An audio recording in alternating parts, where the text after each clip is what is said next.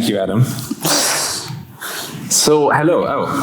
Yeah, great. Whoa, there's a lot of light. This is great. We can't see you, but we hear you. This is fantastic. So, yeah, really glad to be here. And we have, this question. We are curious to understand who's actually working in the private sector at the moment. Okay, so who's working in the public sector? More than expected. That's great.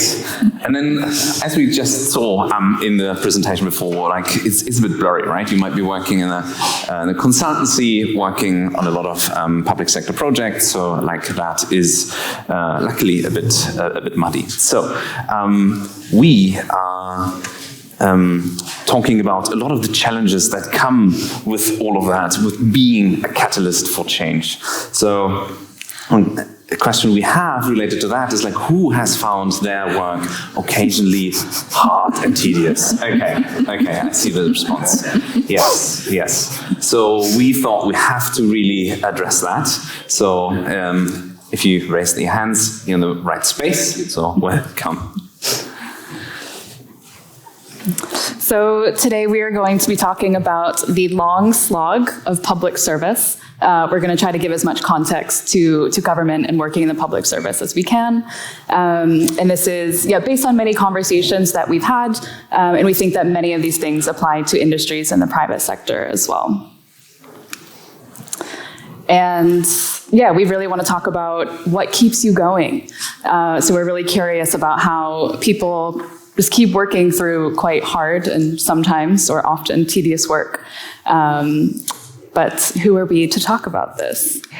So just a little further intro after that very nice intro that we had. So I'm Kara Kane. I'm the head of profession for design at the Government Digital Service in the UK. This is Martin Jordan, head of design and user research at the Digital Service of the federal government, based here in Berlin. We also want to acknowledge Clara Griot, who is a collaborator in this work.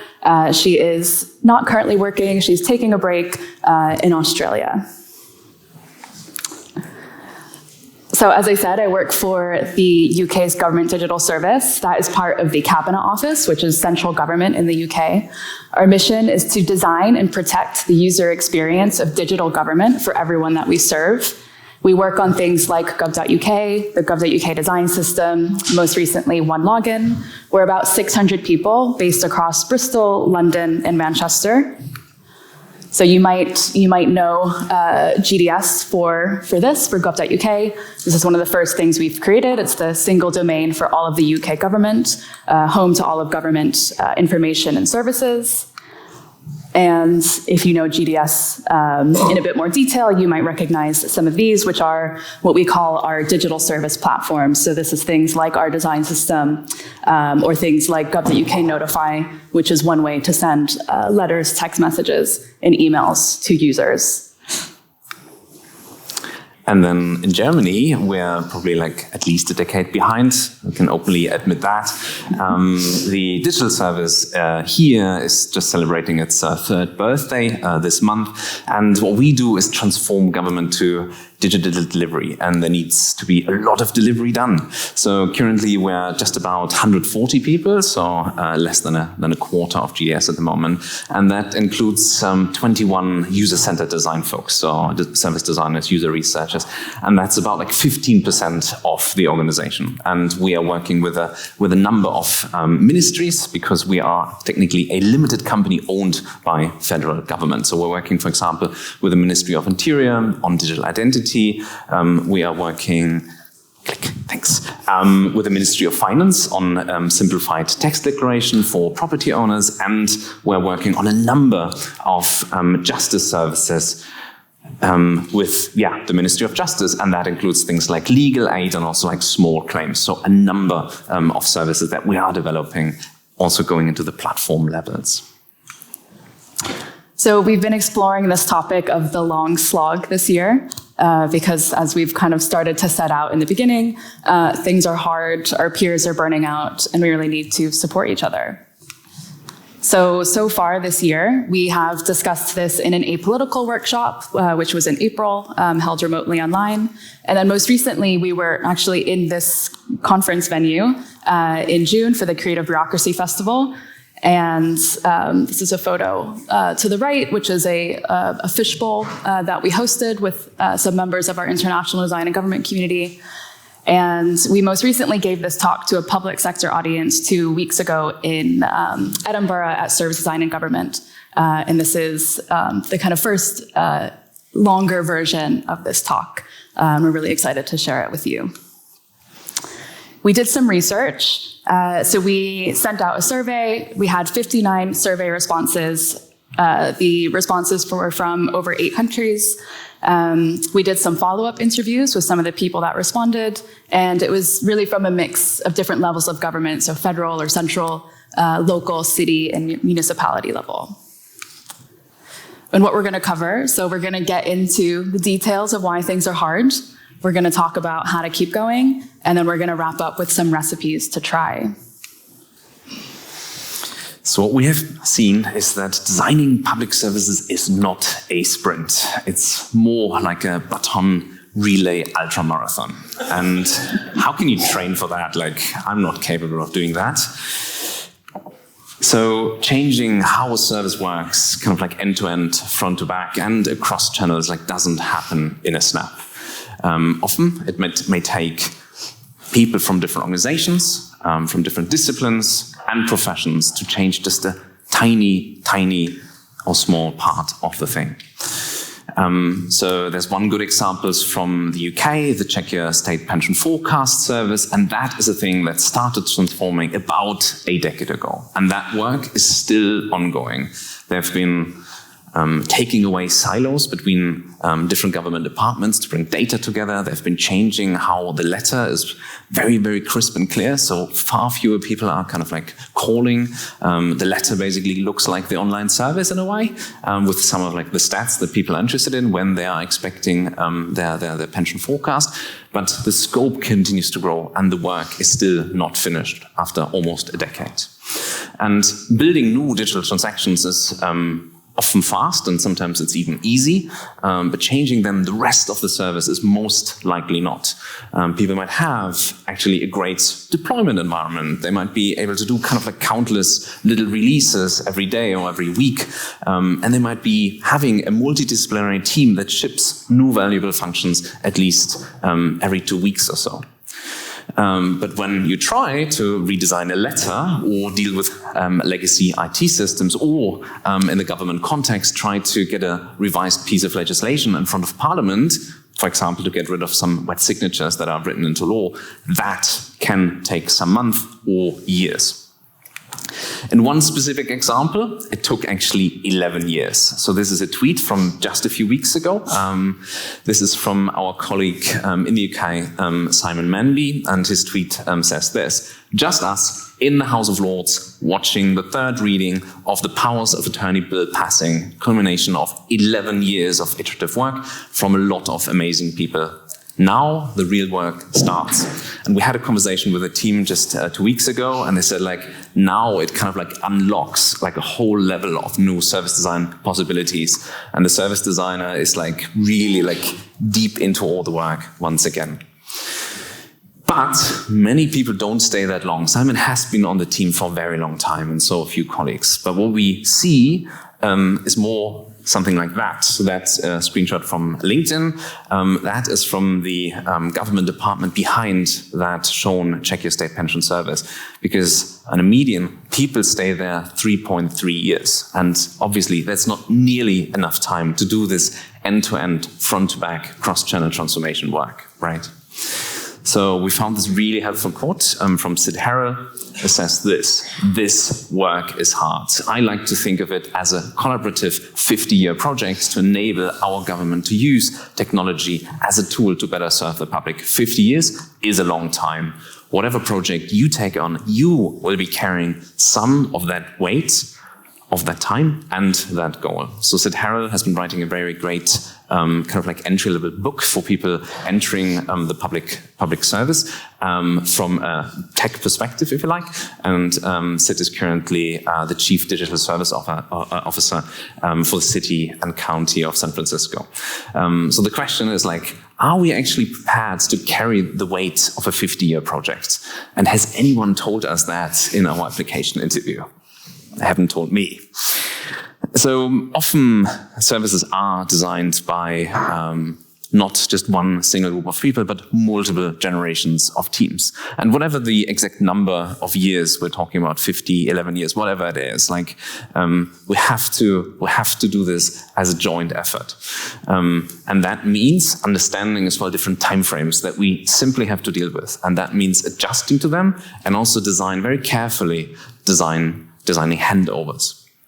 So there's a very good illustration from one of my favorite books in service design context, that is Dan Hill's Dark Matter and Trojan Horses. So we've been adapting some things from that book a little bit. So what you can see here is different layers and levels. So all of these move at different speed. So at the very bottom, you have the very nature of government.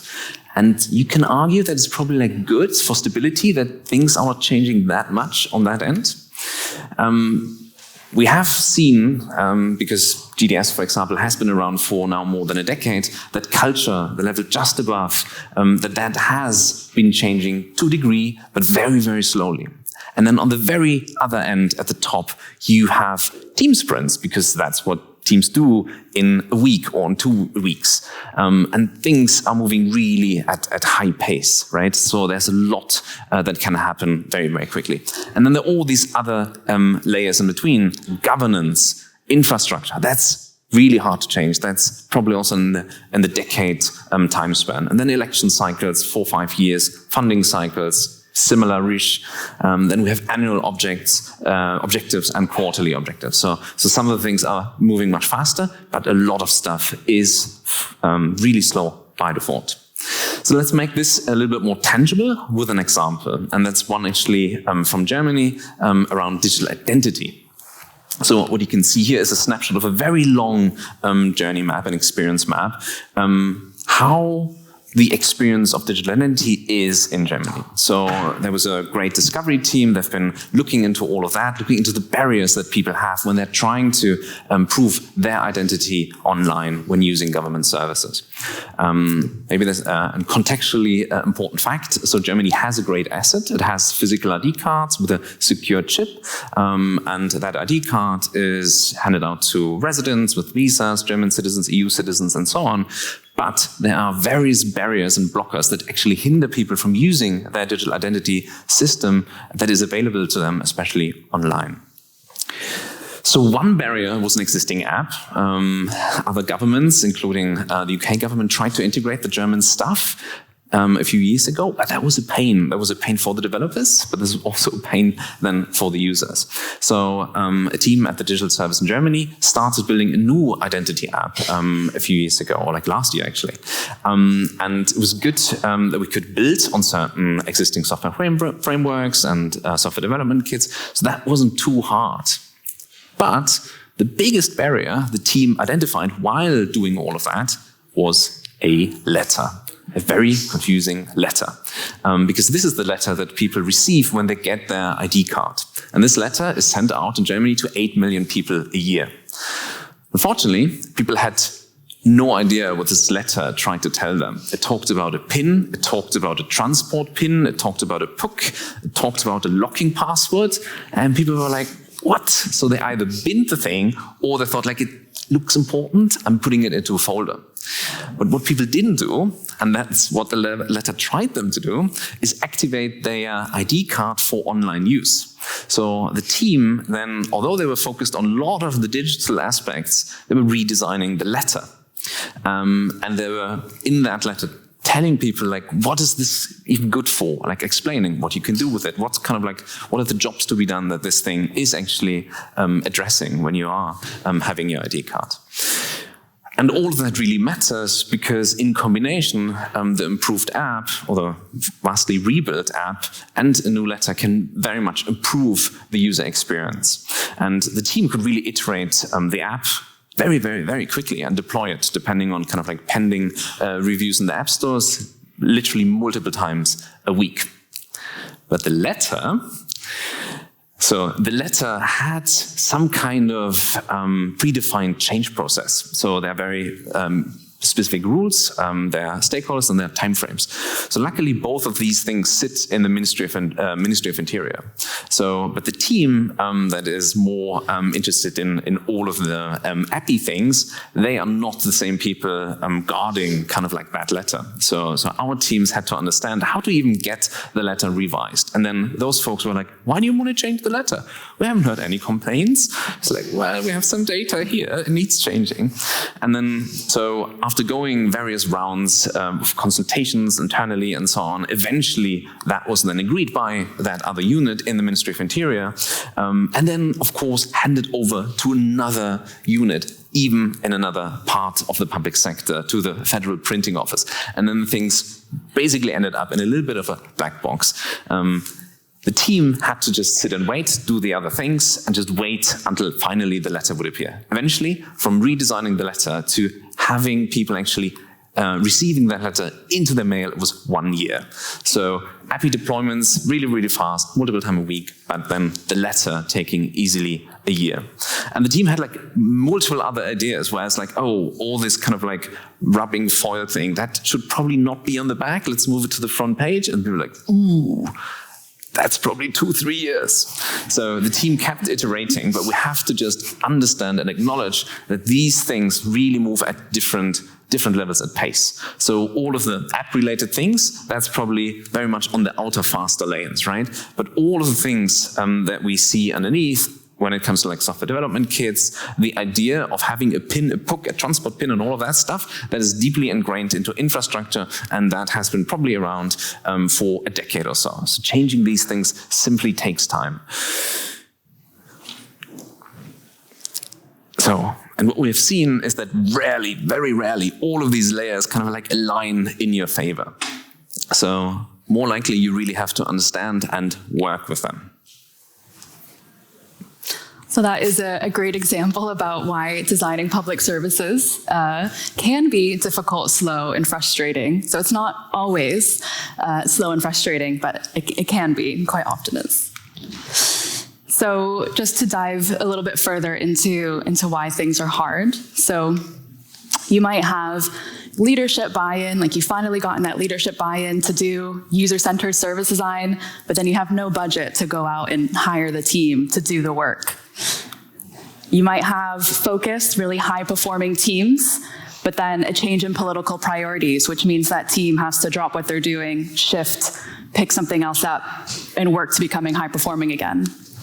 Or you might have new draft legislation to vastly improve the service, like that example in the beginning around power of attorney, but a very busy parliament, which means you have to wait in order to move that through. We have some recent headlines for you. So this one says, councils in England in crisis as Birmingham declares itself bankrupt. So how do you continue to work through increasingly difficult circumstances? Or this one, this is from 2021. This is one that we both experienced ourselves. It says, score of GDS staff moved to new central digital and data office. So how do you continue to work through ever ongoing organizational change and what we call in the UK machinery of government moves? So one day you're in one department, the next day you're moved, and you have to find out how this new organization works. Or this one, which is a latest press release, UK to host first global summit on artificial intelligence. So how do you continue to work through shifting political and public expectations with new technologies? There's this political need to be very forward-thinking with new technologies, and shifting priorities happen because of that, but then the outcomes and benefits are unclear, and these things are hard to work on. There's many forces at play with all of this. We just want to establish another framework that's going to support the rest of our talk. So this is an attempt to visualize some of these forces that we're going to be talking about throughout. So in the middle, there's you, and then there's the politics at the top, which kind of comes down onto you. There is the organization that you belong to, and then the thing that you work on in the context of service design, that's often a service or a service area. Depending on lots of different factors, probably circumstance and luck, hopefully you can influence your organization. Maybe a bit more, you can influence the service or service area that you work on. But then there's this thing that Martin and I talk a lot about in our work, which is community, which is kind of surrounding and permeating around you with the bottom areas, which is really vital when dealing with all of these forces at play. We also want to establish this before we continue. So our title, The Long Slog, it's long and it's a slog because what we're doing is complex change within a complex system. So within complex change, there are unknowns, known unknowns, and unknown unknowns. There's lots of differing contexts, dependencies, timelines that make all of this hard. So we've acknowledged this, that there's all of these different things happening, moving at very different various speeds, and you need to plan for that. And you need to engage with all of these layers, not just the top three, which are your kind of team organizational levels, which are closer to you. But also as an individual, you need to think about all of these things to help you kind of manage your expectations when you're working on something and kind of better understand the reality of the thing that you're working on, which can hopefully maybe reduce some of the frustration that you have with this work. So we use this Ilya Saarinen quote a lot in our service design training, but we think this applies to change too. So it says, always design a thing by considering it in the next larger context. A chair in a room in a house in an environment and a city plan. So if you think about those layers and those timelines, that different context keeps changing and expanding. Do you know what these things are for you in the work that you do? Have you mapped out all the complexities of the system that you are working within? And do you know where you can focus and prioritize? Do you know what's coming up and when? And do you know where you can influence and where you can't, or maybe where you can't yet? With all of this, it's very easy to feel downtrodden.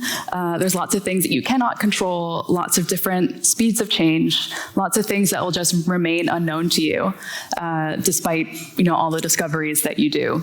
It's just hard. We're seeing people talk about this online. These are some I think within the last year, some Medium publications. So you're not alone. This is someone describing why they no longer believe in content design. This is a really good read. Or this person who states that the road to design maturity gets longer and they're questioning whether they still want to call themselves a service designer because doing the work is hard. But we can help each other through it. We often say in the UK government kind of gov design community, we use the term keep going. We say it a lot at kind of meetups and events and in blog posts, but what does this really mean? And is it maintainable to keep going? Or are we just burning ourselves out? What might keep going look like? And how do we motivate ourselves and each other through this? So you kind of do what you can, and then you hand over the baton if you need to.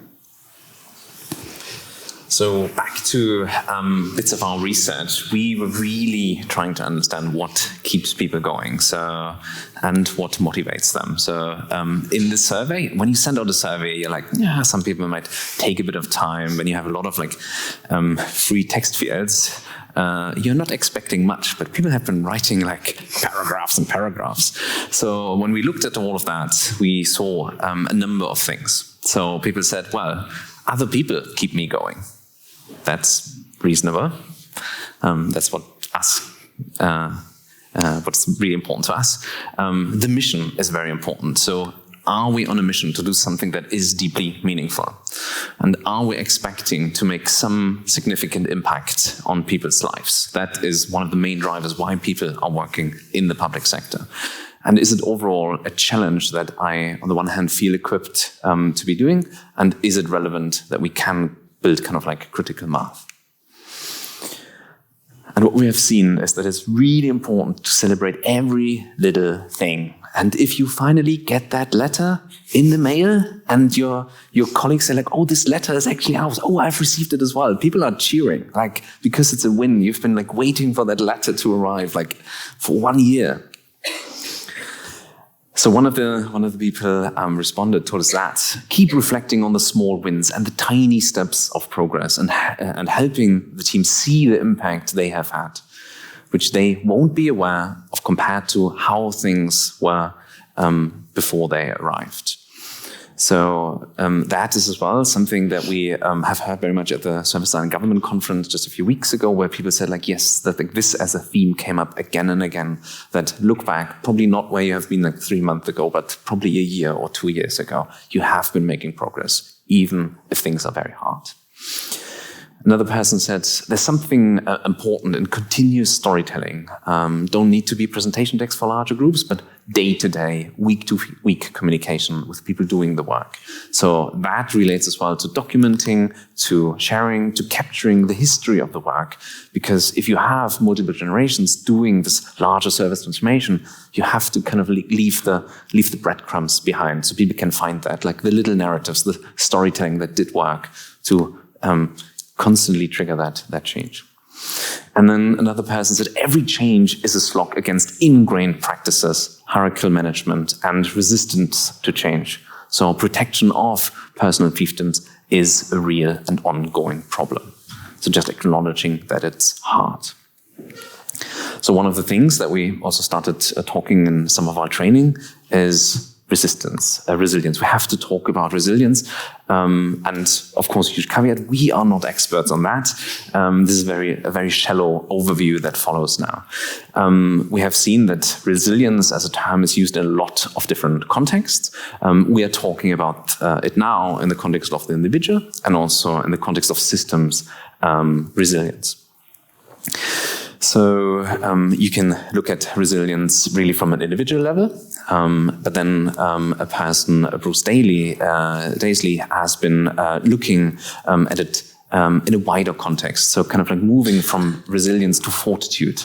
And that's also the title of the related book, where it's less dependent on the self and more dependent on the community. So it's not about you have to be strong and you have to get through it, but instead it's more around the power of the collective and supporting each other and drawing strengths from another.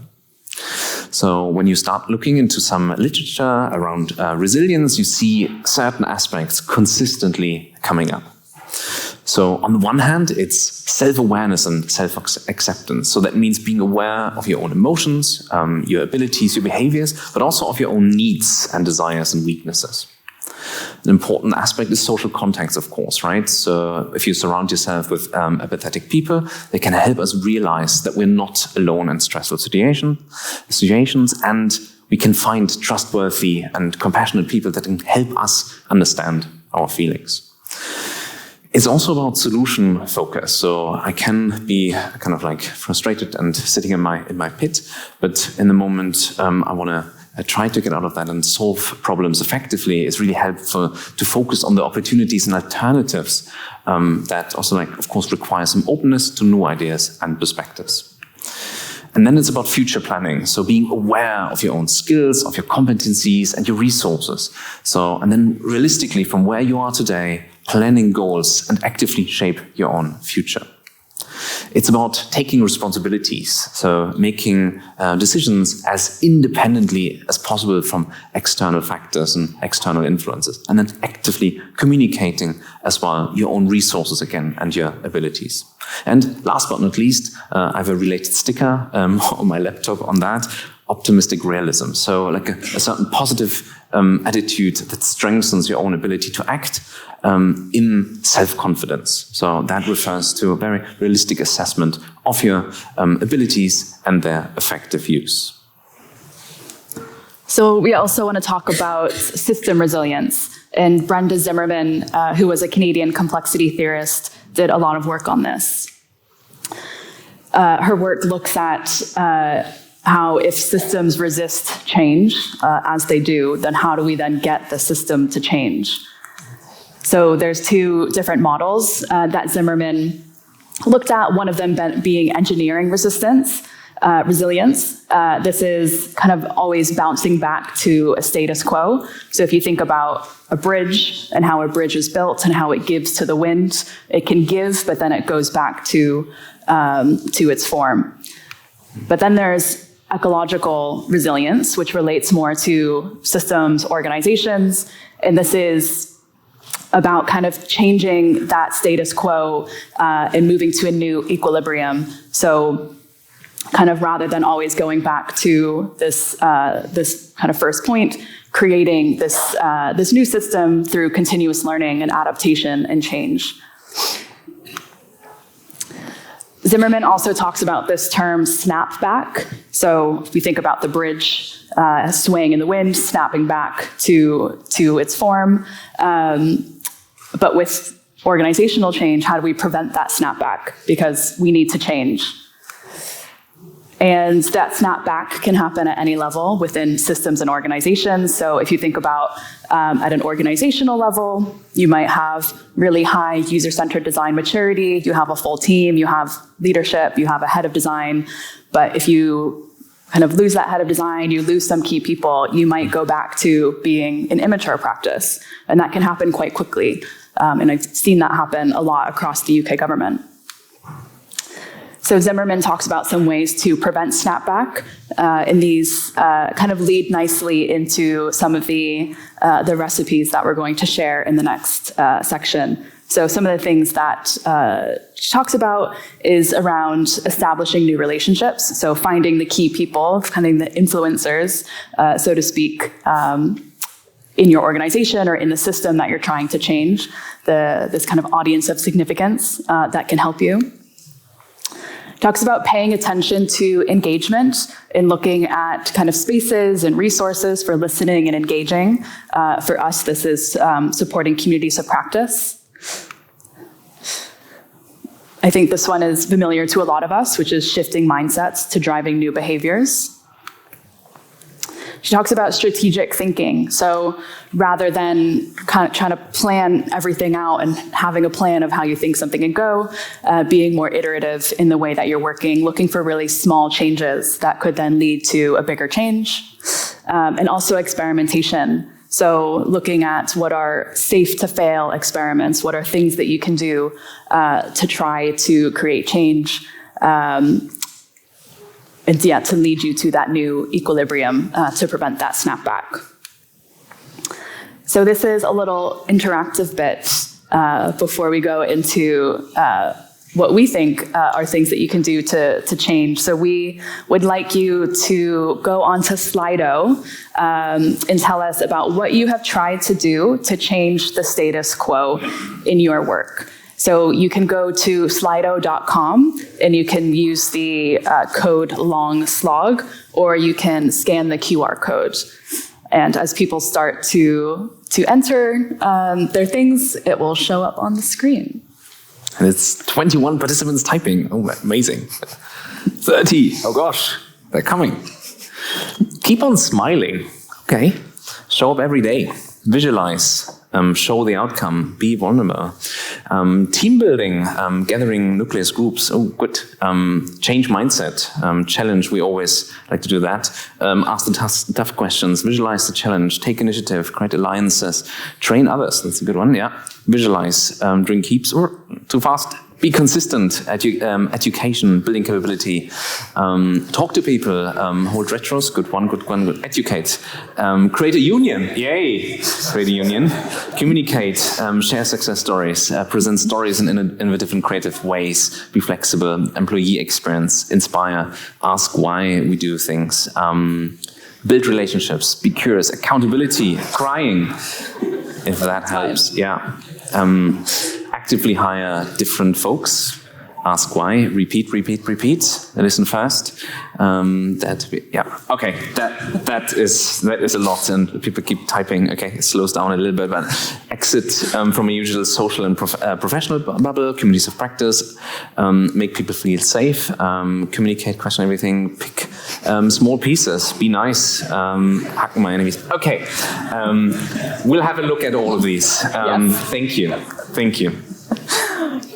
We did this in Edinburgh 2 weeks ago, and we had, I think, some different responses. Yeah. Each time we were doing it, we get something a bit different, and they're also a bit different from what we're going to share. So we have been collecting some recipes to help build resilience to create change. We have 5 for you. And before I get into the first one, just want to set out that we realize not everyone has the influence or the leadership level to do all of these things. We'll call it out where we think something requires more leadership versus what is possible at a practitioner level. So recipe 1 is offer a tool that multiplies. This one works at an organizational level. This is about creating tools or frameworks to establish ways of working, to build capability, and to demonstrate value.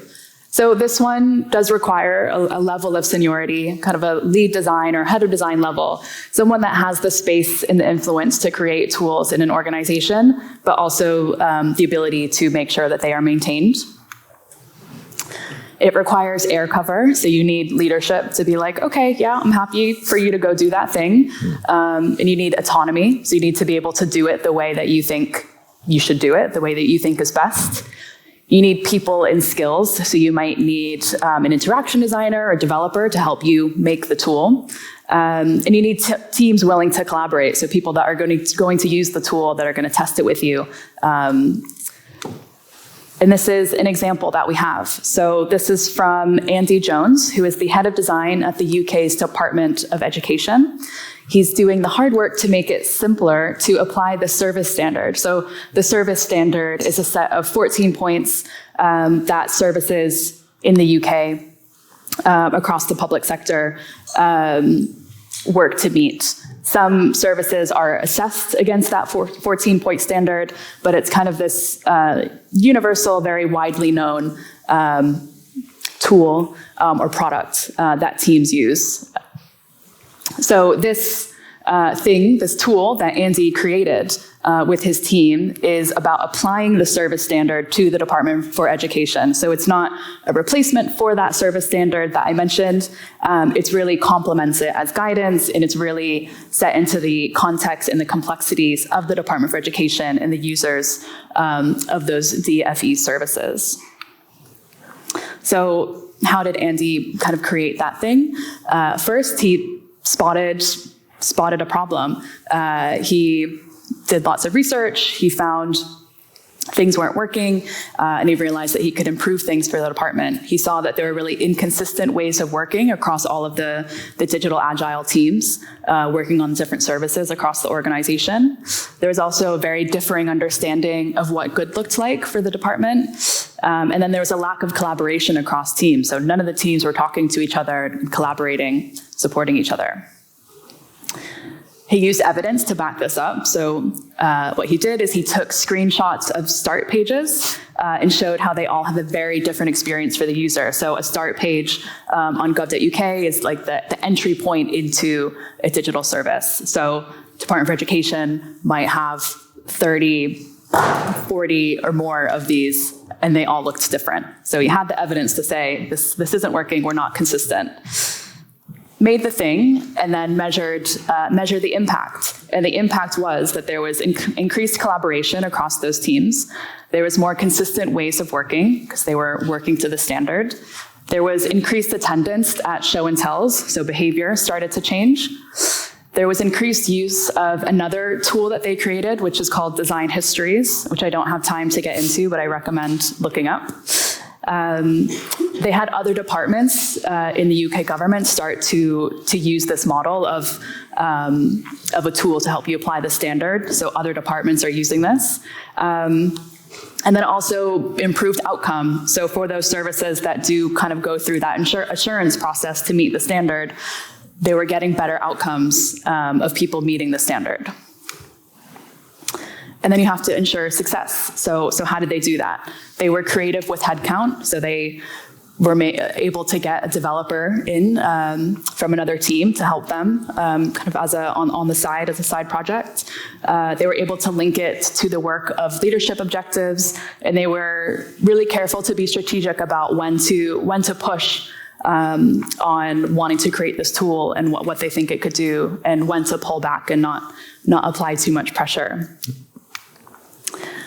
Another example of a tool to help create change. This is one that is from a former GDS designer who's still in the Cabinet Office, who did work on universal barriers. So this is a framework to think and design services to be more inclusive and equitable. This work started in 2017, is an ongoing, and Ben did this as a senior service designer. So this is a practitioner level example.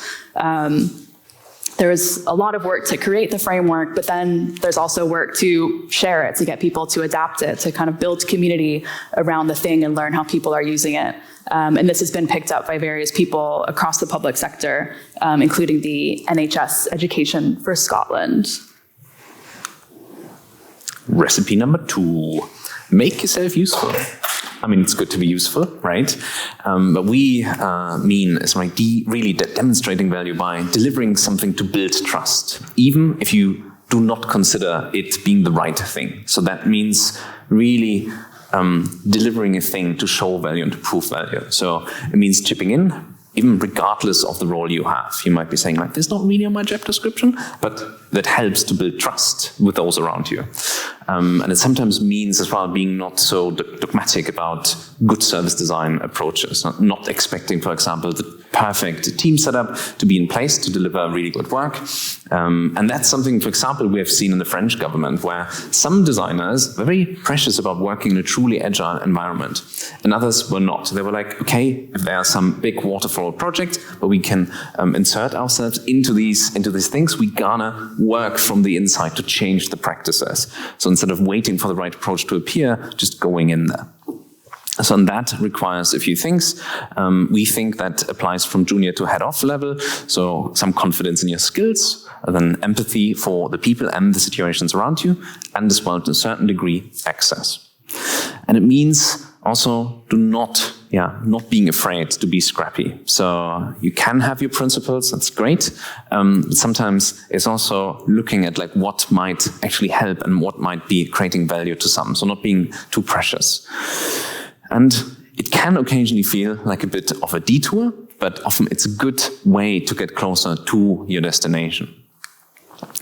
So one of the things from Digital Service in Germany, we were asked to look at a digital check for new legislation. So making new legislation to be digital ready, so that new laws later would not hinder digital implementation of services.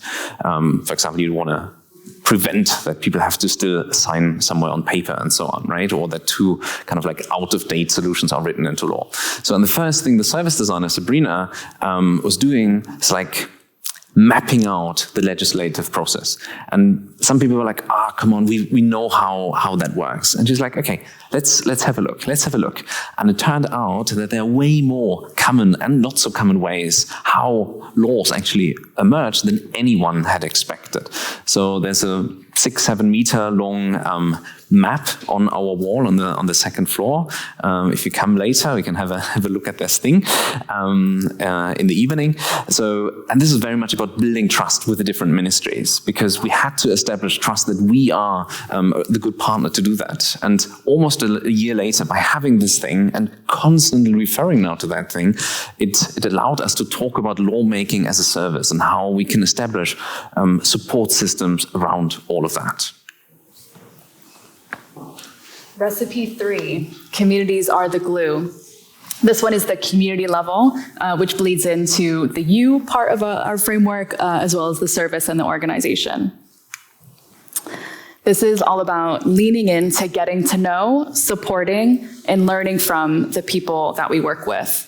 This one applies to most levels, but you do need someone senior that can support this work to kind of create the space for community and relationship building, and to establish and maintain a strong community of practice. This one requires time, so people need to have time kind of off of projects, off of teamwork to be able to spend time doing that community work. You also need the willingness. You need people to want to do that, and then also you need the support and structure in place to enable that to happen. So, from our survey, one of the respondents said that working with great people who care about what they do and each other is something that keeps them going. Someone else said, we lean on each other for support, for venting and therapeutic relief, and for validation that we're not all going mad. Like this one resonates a lot. This is a poster that we have up in our GDS offices that says, come because of the work, stay because of the people. This is a poster that was designed by a former head of design at GDS, Stephen McCarthy. And this is something that really holds true, especially for designers at GDS. They talk a lot about how the design community keeps them there. Someone on LinkedIn responded to our call for survey responses, and they said, it was most crucial to have a support system and mentors by my side. They kept me going, especially during the sometimes long slog of service design. And someone else said, while peer exchange is often framed for knowledge transfer, it also has an essential role in nourishing, remotivating, and stimulating change makers. So this really idea of community and peer exchange really resonates with a lot of people that we spoke to and that did the survey. So communities being the glue, this is enabled by communities of practice, which some of you might have in your organization, but also things like coaching, buddying, or mentoring schemes, random coffees, just helping you meet different people in your organization or across the service design community. Things like team socials, networks that you might have in your organization, meetups, and then what we might think is basic but very fundamental is Slack or some other comm space that allow you to talk to people in your organization and to start to build those communities and relationships. We also found that sometimes this idea of community is required to build trust and to get the space to work differently. So we spoke to some local government design leaders in the UK. And they said this, they said, you can bring knowledge and experience, but so much of what we do is about relationships. So you have to build your reputation and then you can get teams on board. So it's really all about people. Recipe number 4, be ready to use the window. Not jumping out of the window, but rather like using the window to enter. So this is very much about waiting. It's about patience and about opportunities. So often there are opportunity windows that are rising, and that's often at the political or organization level. So that's linked to maybe change of government or change of a minister. But I've seen this as well when I was in the private sector. Suddenly a new leader coming in with a very different spirit, and then you might be able to pitch a thing that your previous boss has been rejecting. New person who could be kind of like more receptive to the same idea and was very proudly like owning that as well. So that means having as well your ambitions ready so that when the opportunity arises, you are ready to put your ideas forward.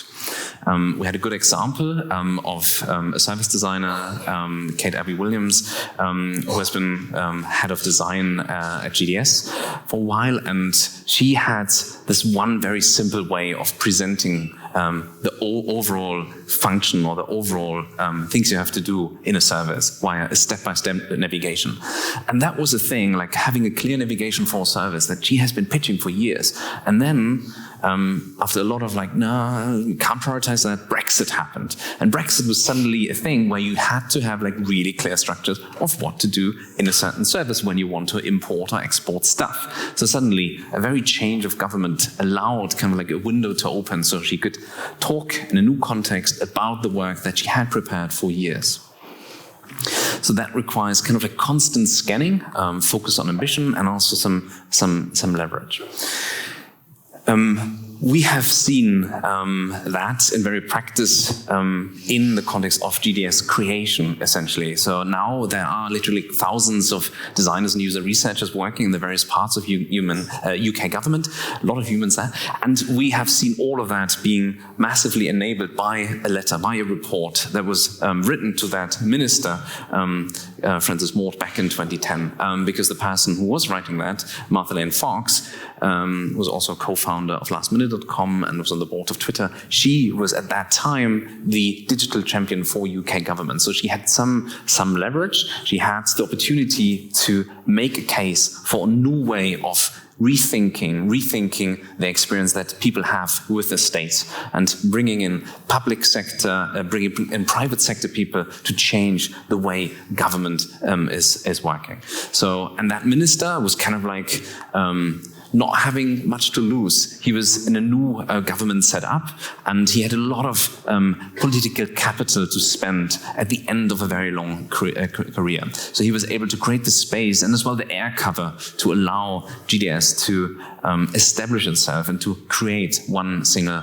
website for government. A very different example is from Germany. Here, opportunity window was used back in 2018, where the guy at the bottom middle, Andre, he was a German Harvard student who just came back to Germany, and he was a little bit frustrated with the state of German government and its lack of digital progress. And then Angela Merkel was just appointing a new minister for the Federal Chancellery. That's the gentleman in the middle there. And it was basically Angela Merkel's right hand, and he was just new in the role. And one night, Andre was trying out email addresses to message that new minister to pitch his idea of creating a fellowship and bringing in new young tech people into government to show that change can be possible. And Helge Braun, that minister, had not communicated his email address to anyone. So it was literally one of the very first emails he ever received in his role. And he said later that if he had received that email, even like a few weeks later, he would not have responded. So there was Andre just in a night, just trying to figure out email combinations to kind of like bring in young people into government to change things. So, and 2 years later, like that led to the creation of the digital service in Germany. And this is also like why I'm now standing here, essentially. Last recipe. Last recipe. This one is called Let's Try Again. All of us can do this one. So if you are blocked in your current team or organization, be open to trying somewhere else. So go to where the opportunity might be, or retry something that you've done, so that you can get a change of perspective and maybe find some new walls to run into. So this one requires the willingness to start again. So you have to want to have some sort of change, but you also need the capacity to start again, so that you might need to think about finances and whether that works for you. And you also need to do some sort of failure analysis to understand, why are the things that I've tried, why are they working? Why is it so hard? Who has moved organizations? I'm sure a lot of us in the room. We see this a lot in the UK government, of people moving from one department to another, people moving in and out of local government, people moving from local council to local council, and people moving back and forth between the private sector and the public sector. Within our UK context, this could be a loan where you're kind of loaned out to another department for a period of time. It could be a secondment, which is a really short period of time when you go and do something else in a different organization. It could be a career break where you just step away and you go do something else, or a career change. So moving, for example, from content design into service design. This one's really not about starting over. It's about trying again. The local gov design leaders that we mentioned a while back, they framed moving from different local councils as, how can I do this thing better? Which is a really nice framing. So these are our recipes. Offer a tool that multiplies. Make yourself useful. Communities are the glue. Be ready to use the window, and let's try again. If none of these work, it's okay to walk away. We can all do that. It's really okay to quit. you can always return. We see that happening at GDS. People come back. Because the burnout really isn't worth it. We need to take breaks, we need to rest, we need to go and work on something else that we might care a little bit less about in order to get that break in that headspace, which I personally did about a year ago. It was very worth it. And we need to decide how and if to keep going through this long slog, and we need to help each other through it. So to wrap up, we're going to return to this quote from the very beginning from Sid Harrell about the conviction that this is a 50-year project. Sid says, the current civic tech project is really a 50-year project intended to change institutions that we hope will last hundreds more. This is a response from Shuo Huang, who is the CEO, COO, and co-founder of Nava, which is a US public design agency. Last year, Shuo responded to Civ's work and the idea of the 50-year project. And he said, but it's not just about looking forward. We also have to look to the past in the history of this work. He says that civic tech is a young field with old roots. And by tracing the histories, we can learn how to become more resilient. So we really wanted to end on that, to learn from all of us in places like this, to learn from all of the work that people have done, all of the long slog and years that people have put in that can help us move all of this forward. Thank you.